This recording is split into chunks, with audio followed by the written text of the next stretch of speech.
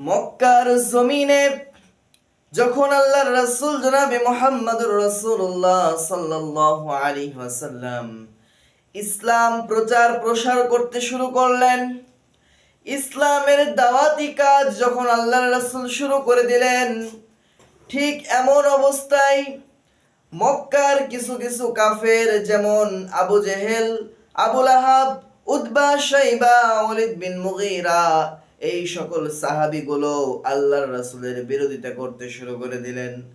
আল্লাহর রাসূলের বিরোধিতা করতে লাগলেন, চিন্তা করতে লাগলেন ইসলামকে কিভাবে দমিয়ে দেওয়া যায়, ইসলামকে কিভাবে হারিয়ে দেওয়া যায়, এই চিন্তা করতে লাগলেন।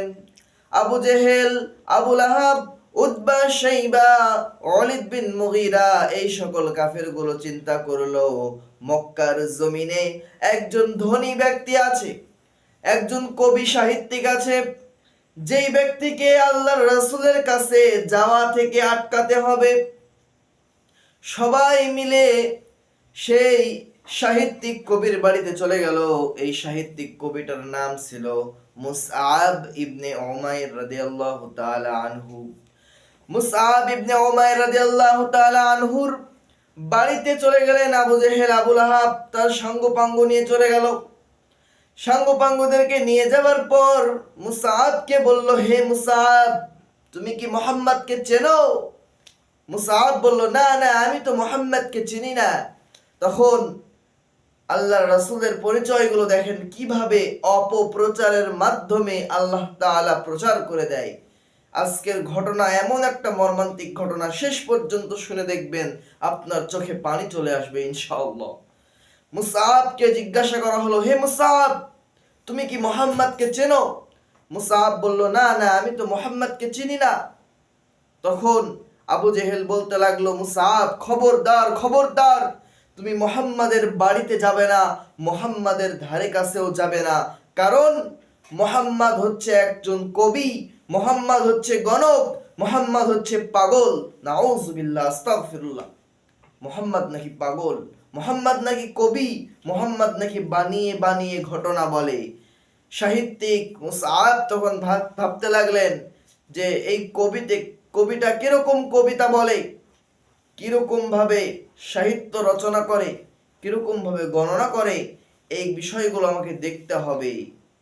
আবু জেহেল নিষেধ করে গেল, তারপরেও মুসআব রাদিয়াল্লাহু তাআলা আনহু, তিনি একজন ইহুদি ছিলেন, প্রথমে একজন মুক্তি প্রচারক ছিলেন। সেখান থেকে তিনি মুহাম্মাদের বাড়িতে চলে গেলেন। মুহাম্মাদের সংস্পর্শে যাওয়ার পর দেখতে পাইল মুহাম্মদুর রাসূলুল্লাহ সাল্লাল্লাহু আলাইহি ওয়াসাল্লাম কোরআনের তালিম করছে, কোরআনের তাফসীর করছে। মুসআব গাছের আড়াল থেকে লুকিয়ে লুকিয়ে কোরআনের তেলাওয়াত শুনছে।